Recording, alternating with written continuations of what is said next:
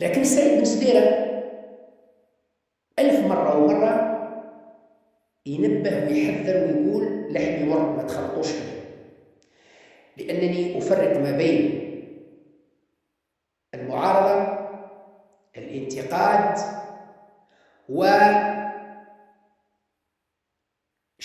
البناطيل.